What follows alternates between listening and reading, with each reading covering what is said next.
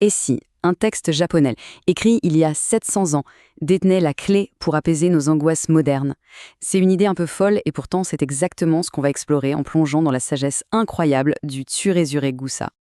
Surezure Narumamani. Ça veut dire quelque chose comme au gré de mes heures d'oisiveté.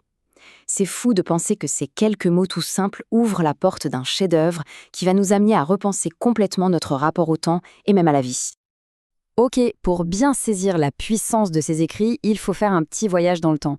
On est au Japon en 1330. Et croyez-moi, l'ambiance n'est pas à la fête. C'est une période de chaos total, un véritable effondrement.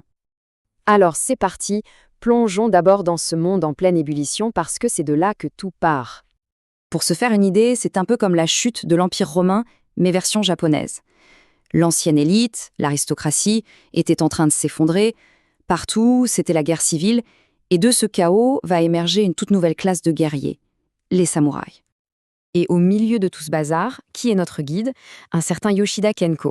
Ce n'est pas n'importe qui, c'était un haut fonctionnaire de la cour, quelqu'un de très bien placé. Et pourtant, vers la trentaine, il plaque tout. Il devient moine bouddhiste.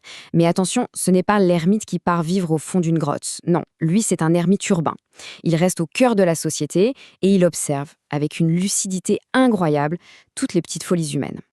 Et justement, de toutes ces observations, il va tirer une philosophie qui va littéralement mettre à l'envers nos idées reçues sur ce qui est beau. Alors, regardons ça.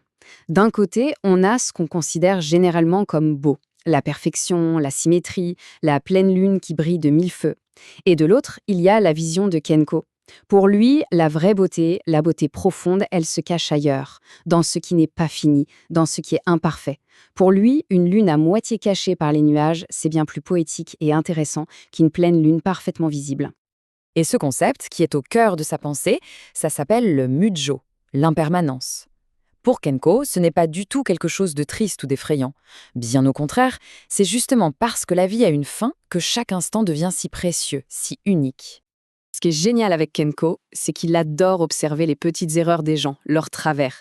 Mais il ne le fait jamais avec méchanceté, non. Son regard est toujours plein de tendresse et souvent plein d'humour. Tenez, écoutez cette histoire, elle est parfaite. On a un prêtre qui veut visiter un sanctuaire très connu. Il arrive au pied de la montagne, il voit un petit bâtiment, il se dit « Ah, c'est ça le temple !» Il fait sa prière et il repart chez lui, tout content. Sauf que le vrai temple, le grand, il était tout en haut. Il a complètement raté. C'est une illustration brillante de la bêtise qu'il y a à se fier à ses propres suppositions sans jamais vérifier. Allez, une autre histoire de Koniko, tout aussi savoureuse, mais cette fois sur la façon dont on perçoit le risque.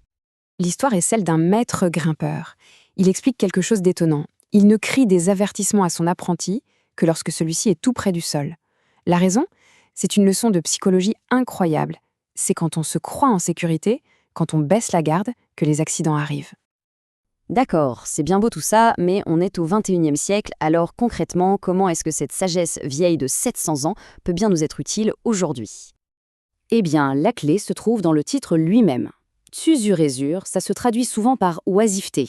Mais attention, ça n'a rien à voir avec l'ennui ou la paresse. Pour Kenko, c'est un espace-temps où on est libéré de toute obligation sociale.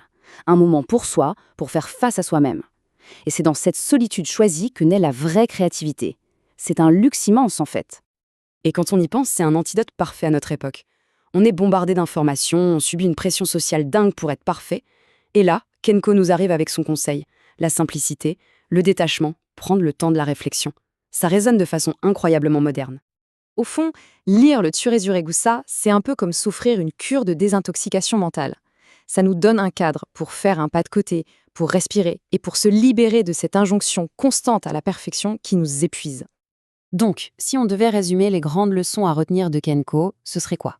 D'abord, chérir l'impermanence, parce que c'est elle qui donne son prix à la vie. Ensuite, trouver la beauté dans ce qui est incomplet. Aussi, toujours questionner l'autorité et ses propres certitudes. Et enfin, cultiver ces moments de solitude créative. Et c'est ça qui est fort avec Kenko. Son livre ne donne pas que des réponses toutes faites. Au contraire, il nous laisse avec une question essentielle. Dans notre monde actuel, qui est obsédé par la perfection, comment fait-on pour redécouvrir la beauté de ce qui est inachevé?